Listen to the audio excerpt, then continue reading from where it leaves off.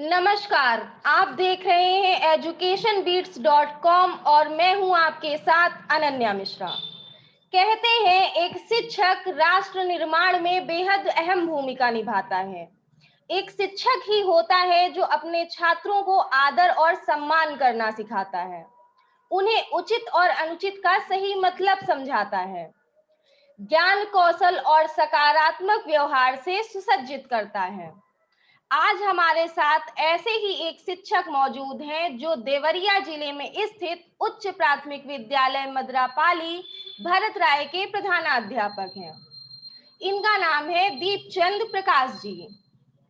तो दीपचंद जी, आपका बहुत बहुत स्वागत है एजुकेशन बीट्स के मंच पर।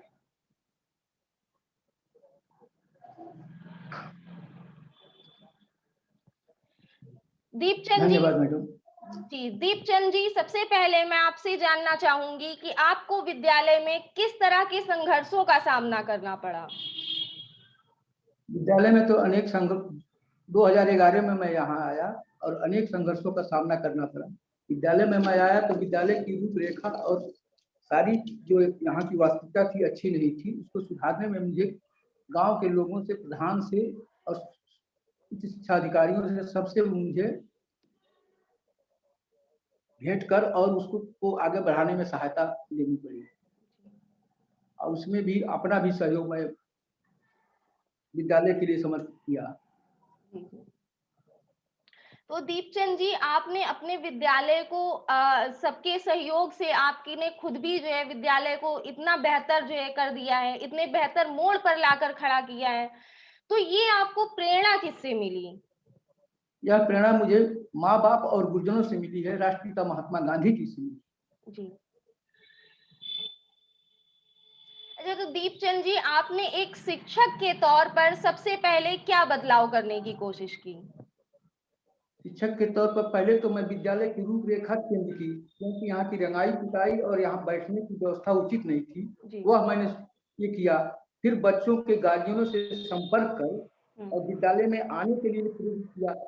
प्रेरित करने के बाद से प्रतिदिन मुझे 3 बजे के बाद, मैं विद्यालय बंद होने के बाद गांव में जाना पड़ा और लोगों से सारी सुविधाओं के बारे में बताना पड़ा कि जो नर्सरी विद्यालय यहाँ चल रहे हैं अगल बगल, वहाँ के शिक्षक अनट्रेंड हैं और मात्र हाई स्कूल इंटरमीडिएट पास हैं। मेरे यहाँ के जो शिक्षक हैं सब ट्रेंड शिक्षक हैं। वह उचित शिक्षा देंगे, वो लोग सिर्फ रटवा देंगे लेकिन उनके मानसिक और बौद्धिक विकास में कोई बदलाव नहीं कर पाएंगे। बिल्कुल बिल्कुल। तो आपकी जो है, जो आपने ये उनको प्रेरणा दी कि बच्चे स्कूल आए, तो क्या अभिभावक जो है वो आसानी से माने इस बात को, आपकी बात को?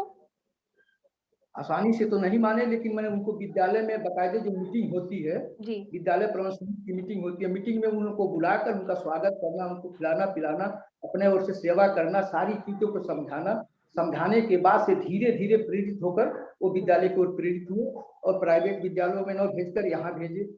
और जो सरकार की ओर से जितनी व्यवस्थाएं मिलती हैं, सारी व्यवस्थाओं को मैं समय से और नियमित तौर से उनको देता रहा, तब उनके अंदर बदलाव आया। तो आपने जो है बच्चे जो है ज्यादा से ज्यादा संख्या में स्कूल आए, ऐसा कभी कदार होता है अभिभावक बच्चों को स्कूल भेजते हैं लेकिन बच्चे खुद स्कूल नहीं आना चाहते हैं, तो इसलिए आपने बच्चों को किस तरीके से जो है मोटिवेट किया?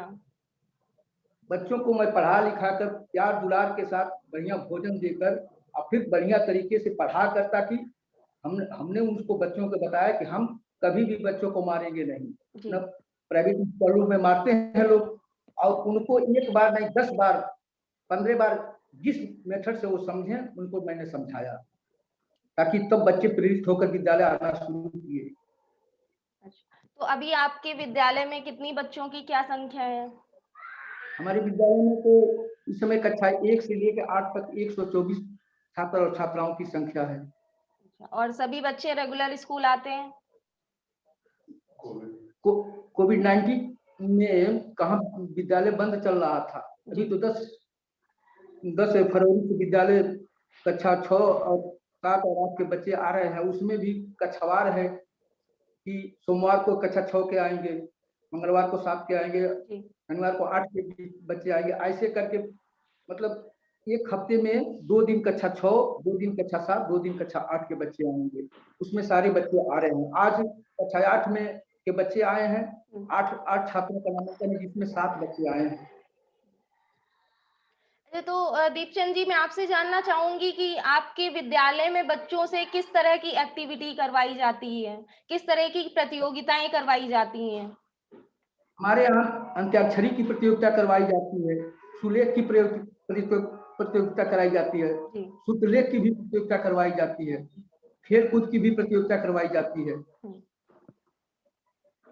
तो दीपचंद जी, बच्चों की शिक्षा को लेकर विद्यालय अभिभावक जो हैं वो काफी सजग और सतर्क रहते हैं कि बच्चे रोज स्कूल आए, बच्चों के काम को वो चेक करें कि बच्चों ने स्कूल में क्या पढ़ाई करी। इस तरीके से आपने कुछ अभिभावकों को जो है मोटिवेट किया? हाँ, बिल्कुल मैंने मोटिवेट किया है उनको। वो जो बच्चे, जो गार्जियन मान लीजिए अशिक्षित हैं, उनको जाकर मैं खुद बताता हूँ कि बच्चों को प्रतिदिन विद्यालय भेजिए। अगर नहीं आप पढ़े लिखे हैं तो उनको ये बताता हूँ कि जो काम सुलेख के रूप में घर पे दिया गया है, उस काम को वो कर लें, जो गुरुजी काम दिए वो कर लें, और करने के बाद से ले जाकर दिखावें। तो गार्जियन उसमें मतलब सजग रहते हैं कि गुरुजी जो काम दिए हैं वो काम लिख लीजिए, लिख के ले जाके कल दिखाइएगा। तो ऐसा करते हैं। और फिर मैं गार्जियनों से प्रतिदिन 2 दिन और 3 दिन के अंतर करके मैं प्रतिदिन उनसे जाकर संपर्क करता भी रहता हूँ। तो दीपचंद जी, पर्यावरण को लेकर आपने अपने विद्यालय के बच्चों को कितना क्या सिखाया है? इसमें इस समय तो कोविड-19 की वजह से सर घर पे जाके हम लोग विद्यालय बच्चों को बता रहे थे, पर्यावरण के बारे में बता रहे थे। सारी चीजें मैं उनको घर पे जाके हम लोगों ने बताया। इस समय तो मान लीजिए कुछ बच्चे आ रहे हैं, उस समय तो बहुत दिक्कत थी। मान लीजिए मास्क पहनाना, मास्क पहना के बच्चों को वो क्या कहते हैं, मोहल्ले में शिक्षा देना, उस चीज को जाकर वहाँ हम लोगों ने बताया। उसमें हमारे सहायक अध्यापक भी सहयोग किए। जी। तो मैं आपसे दीपचंद जी ये जानना चाहूंगी कि जब आपने अपने स्कूल में इतना बेहतर काम किया है, तो आप उन टीचर्स को क्या मैसेज देना चाहेंगे जो जिम्मेदारियों से अपना पल्ला झाड़ते हैं और सारा दारोमदार प्रशासन पर डाल देते हैं? ऐसा है कि वो लोग सोचते हैं कि सारा शासन प्रशासन ही करे, नहीं बहन जी। ऐसा है कि जब सरकार हमको वेतन दे रही है तो उसमें से कुछ अंश तो हम विद्यालय के लिए दान कर ही सकता हूँ। बिल्कुल। सिर्फ शासन प्रशासन ही नहीं कर सकता, उसमें हमारी भूमिका भी अहम होगी। अगर शासन हमको 25,000 रुपया दे रहा है तो 25,000 क्या मैं अपने वेतन से नहीं खर्च कर सकता हूँ बच्चों के लिए या विद्यालय के लिए? बिल्कुल खर्च कर सकता हूँ। बिल्कुल, बिल्कुल, बिल्कुल। बिल्कुल, बिल्कुल सही कह रहे हैं आप। आप जैसी सोच अगर सारे टीचर्स रखें तो सभी सरकारी स्कूलों की जो है तस्वीर ही एकदम बदल जाए। तो दीपचंद जी, मैं एक आखिरी सवाल आपसे और करना चाहूंगी कि जो भी ऐसा माना जाता है कि समृद्ध परिवार के बच्चे सरकारी स्कूलों में नहीं पढ़ने भेजे जाते हैं, वो प्राइवेट हाँ, स्कूलों में, उनके परिवार जो है प्राइवेट स्कूलों में उन बच्चों को पढ़ाना पसंद करते हैं। इस बात से आप कितना सहमत हैं? यह तो बात 90% सत्य है कि वो लोग इस विद्यालय में भेजने में अपनी ही थोड़ी आत्मग्लानि महसूस करते हैं कि बिल्कुल, इस बच्चे बिल्कुल। तो हम छोटे हो जाएंगे, या भावना उनके अंदर भरी पड़ी है। लेकिन जी। जब बढ़िया पढ़ाई होने लगेगी, बढ़िया लोग पढ़ाने लगेंगे, अब फीस भी इसमें नहीं है तो निश्चित है इसमें लोग भेजेंगे। इसमें अध्यापक की अहम भूमिका होनी चाहिए। अध्यापक को गार्जियनों से संपर्क कर, उन लोगों से संपर्क कर और विद्यालय को आगे बढ़ाने में अपनी अहम भूमिका निभाएं।